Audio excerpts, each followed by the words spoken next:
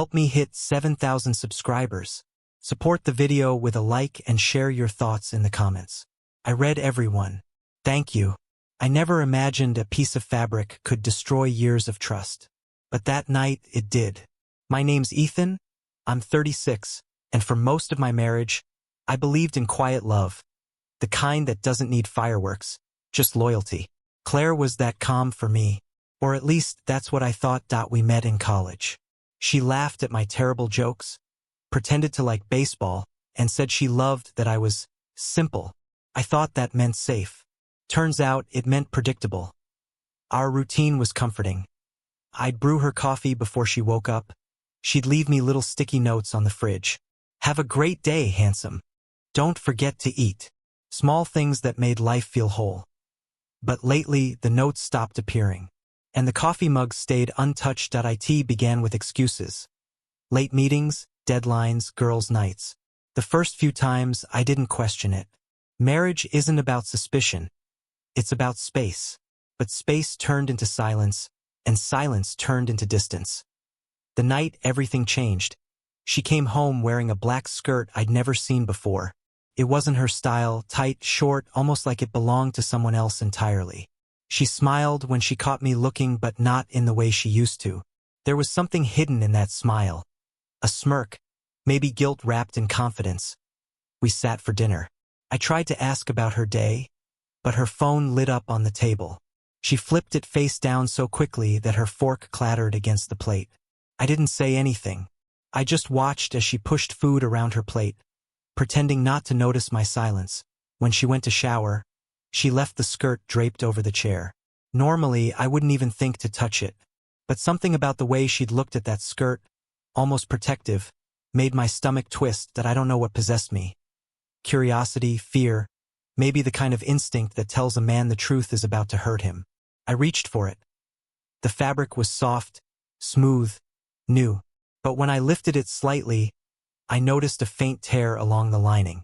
Pull in the thread. My fingers brushed over the stitching, and something small and hard slipped into my palm. A button. Not hers. It was engraved, AJ, in tiny silver letters. Claire didn't know anyone with those initials. At least not that I knew of. I sat there, holding that little piece of metal like it was radioactive. My heart pounded so loudly I could hear it echo against the kitchen walls. When she came out of the shower, her hair damp and skin glistening, I didn't confront her. I just stared, memorizing the woman I'd built my life around. Every word she spoke after that sounded like static. She asked if I'd fed the dog, if I'd taken out the trash. I nodded to everything. That night, I couldn't sleep. I kept picturing the button, the initials, the skirt that didn't belong in our home. Every sound in the house made me flinch. The hum of the fridge, the tick of the clock, her quiet breathing beside me. By morning, I'd convinced myself I was overreacting. Maybe it was just a brand logo. Maybe I was reading into nothing. But then she said she was meeting her friend Jenna for brunch. Another girls' day. And something in me broke. When she left, I went into the closet. Her purse was gone, her favorite perfume was missing, and the skirt was folded neatly back in the drawer, as if it had never been worn. Except the tear was gone. Someone had stitched it. Carefully, precisely. That's when I realized she'd noticed it was missing. Hours passed before I did something stupid. I drove to the cafe where she and Jenna usually met. I parked across the street, feeling pathetic, like some desperate detective in his own failed marriage. Through the glass window, I saw Jenna. She was alone. No Claire.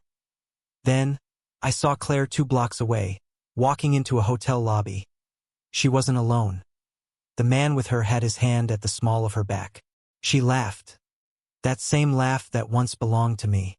And as they turned toward the elevator, his briefcase swung open just slightly. And on the handle strap, I saw it.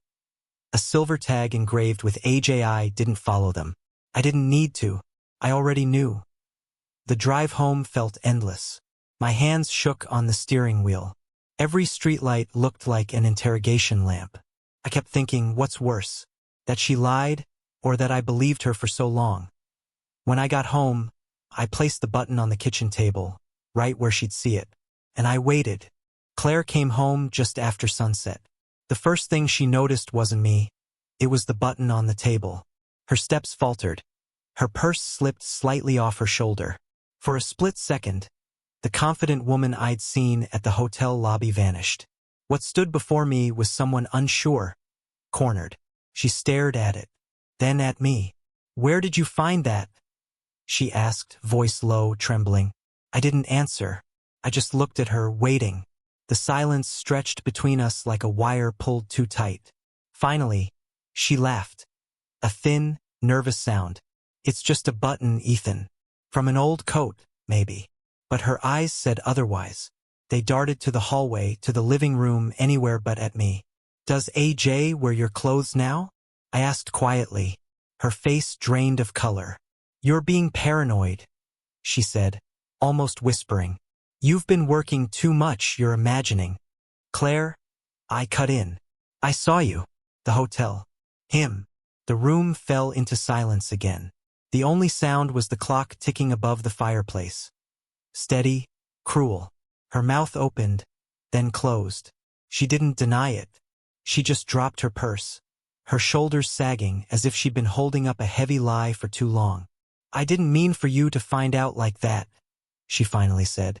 "Like that, as if there was a right way to discover your marriage was over." "How long?" I asked. My voice didn't sound like mine. It was flat, hollow, stripped of emotion. She hesitated. "A few months," she said. "It just happened." I laughed. Not out of humor but disbelief. Things like car accidents just happen. Affairs take planning. She winced, then tried to reach for me. I stepped back. Her hand hovered in the air between us. Empty. "I was lonely," she said. "You stopped seeing me. You stopped talking." That hit harder than I expected.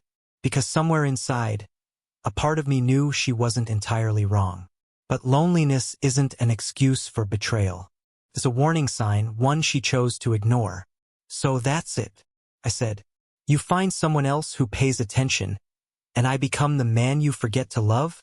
Tears welled in her eyes. "I didn't want to hurt you." "Then why did you?" I asked softly. "Because you did.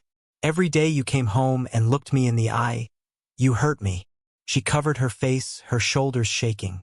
For a moment, I almost felt pity. Almost. Then I remembered the laughter, the one she gave him in front of that hotel elevator.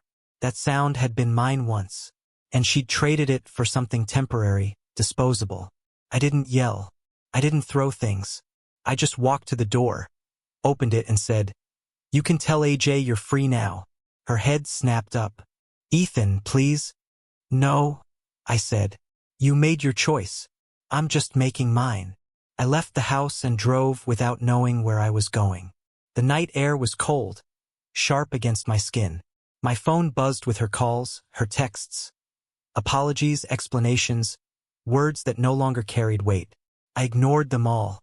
I ended up by the lake we used to visit when things were good. Back then, we'd sit on the hood of my car, drinking cheap wine and talking about dreams that never quite happened. Now, I just sat alone, listening to the water brush against the shore. I pulled the silver button from my pocket, the one thing that had told me the truth when words couldn't. It glinted under the moonlight, mocking in its simplicity. I could have thrown it into the lake, but instead I kept it, not as a reminder of betrayal but of awareness, of how blind trust can turn into quiet self-destruction. By the time I drove back home, the house was dark. Her car was gone. So were her clothes. On the table, she'd left her wedding ring. No note, no apology, just absence.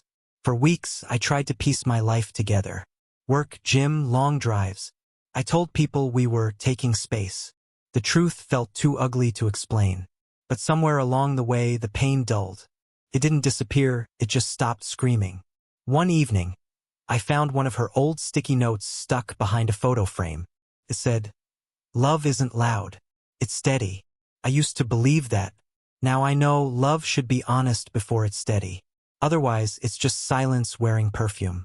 People ask if I'd ever forgive her. I think I already have. Not for her sake, for mine. Carrying hate is just another form of attachment, and I'm done carrying her. That night, I stood at the same table where the button once sat. I smiled faintly and whispered, "With one pull of your skirt, I found everything I'd been blind to."